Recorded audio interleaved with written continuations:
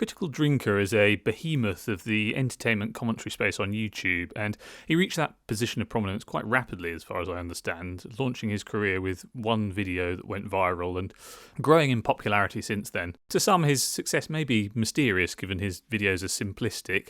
They're just him reading his video scripts over clips of whatever he might be reviewing, a film or TV show or whatever, with the occasional meme-style clip inserted for comedic value. He doesn't normally even make thumbnails for them. He just uses a screenshot of the film or TV show or whatever it is he's talking about, and yet often gets over 1 million views per video. I think that can be explained by a number of things, so we'll get into that now. To start with, you probably already know who Critical Drinker is if you're watching this video, but just in case you don't, he's a film critic YouTuber. He focuses on the mainstream entertainment niche, so mostly crowd-pleasing films and high-profile TV and streaming shows. As far as I'm aware, he launched his career with a video criticising Captain Marvel, which went viral, and he carried on building his presence online from there. Something quite interesting about him is that before becoming a YouTuber, he had a career as a novelist, actually, writing, I think, as far as I understand, like spy thriller films based around a character called Ryan Drake. What were they called? I can't remember what his books were called. Maybe they're just the Ryan Drake books. I don't know. It doesn't matter.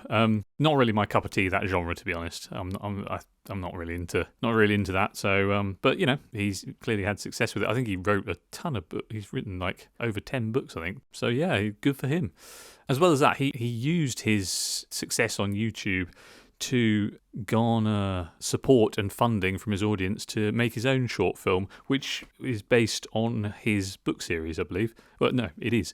It's, Rogue Elements is what it was called.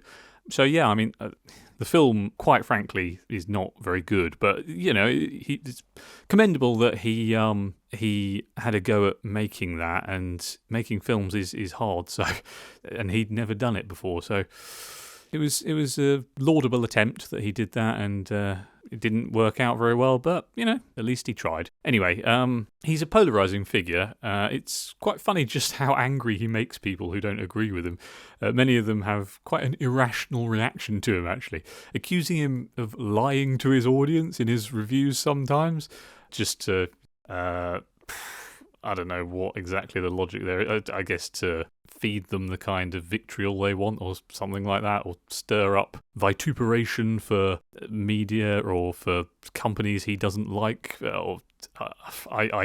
It's a bit of a weird argument. I'm aware of multiple YouTubers making that claim, and it's okay, whatever. I don't know why you'd be so vehemently bad faith as to accuse him of that.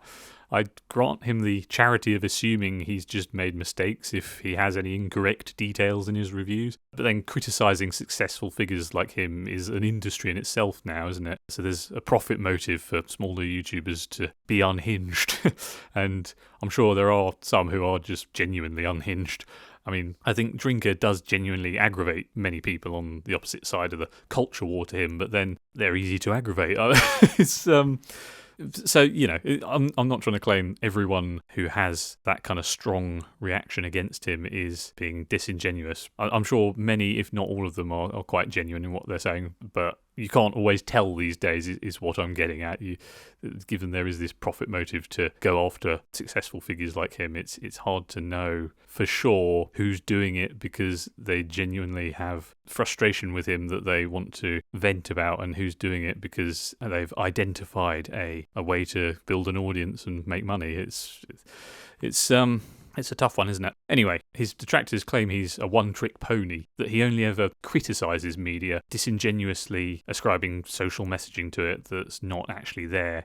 But that is a bit of a caricature of him. I sometimes disagree with his takes and think he's being excessively harsh in some reviews.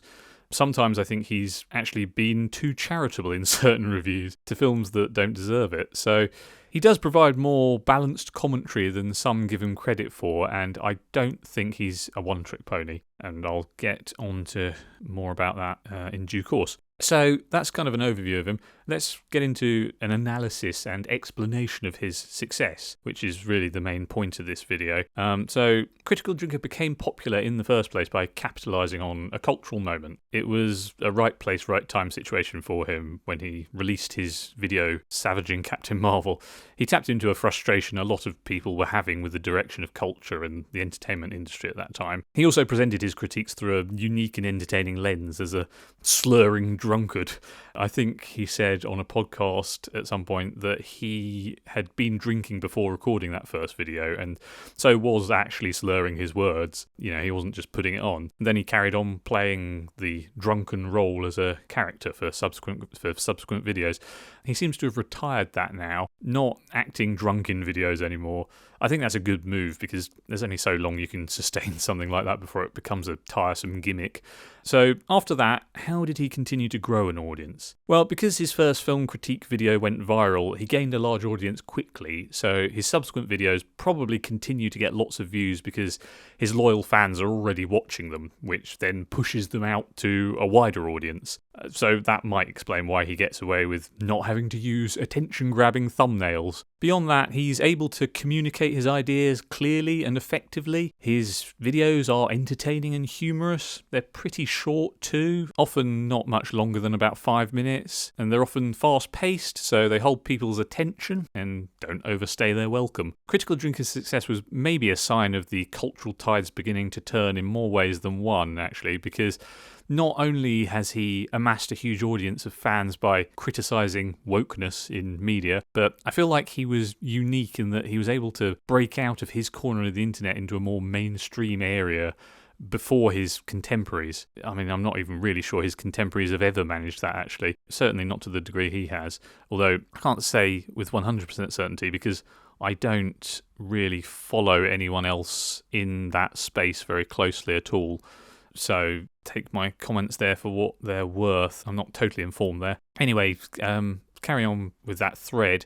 He's had industry insiders as guests on his streams over the years, including Mark Millar, I think Jason Fleming and others. He frequently has Robert Meyer Burnett on, who's from the more industry-friendly YouTube crowd as part of the John Campea show. He's even interviewed Russell Crowe. Russell Crowe maybe didn't know who he was and was just taking an interview with him as part of a press tour. I don't know. But still, no one else in Drinker's space has managed to get an interview with anyone that high status as far as I'm aware. The other entertainment industry guests he's had on his platform certainly know who Critical Drinker is, and so it seems like they either agree with the critiques he's made of the industry they're in or think he has enough of a point to be treated with legitimacy and risk their own PR by appearing on his platform. And it shouldn't be understated just how significant that was back when he first started hosting these guests a few years ago, because they were potentially running a risk by associating with him while cancel culture still gripped the world as it did. Some of them were maybe kind of not high profile enough for it to matter, while others were maybe powerful enough for it not to affect them. So that's something to consider. And some of them, you know, are kind of maybe not even deeply embedded in the industry anymore. I'm not totally sure. I don't follow all the careers of the people he's had on that closely, to be perfectly frank, but there's my speculation. Even that said, it was still a kind of risky thing for their reputation to go on his platform. You may be aware of the shitstorm that arose when Zack Snyder associated with Geeks and Gamers, a YouTube network within the same sphere as Drinker. Drinkers also appeared on the Trigonometry podcast, The Daily Wire with Ben Shapiro, Russell Brand's show, back before all the stuff with him that he got accused of, and beyond that, before he, well, we don't need to go into Russell Brand. That's not. This video isn't about him. Maybe I'll make one about him, but at some point. But anyway, never mind that right now.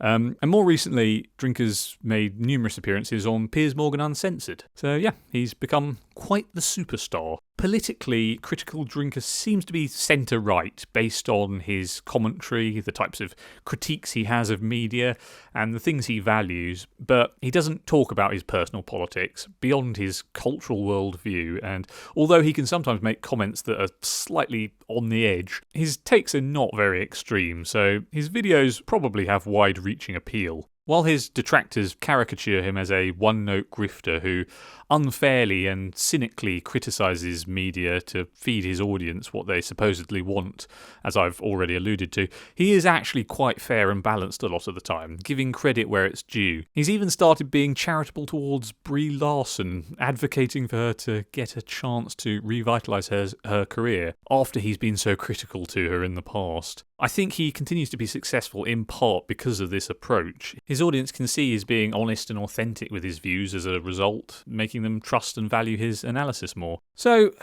that generally sums up why Critical Drinker's successful. He seems to have branched out with different types of content as well, which possibly add to his success. Although it was poorly received, he made a short film, which is a laudable attempt to diversify his output.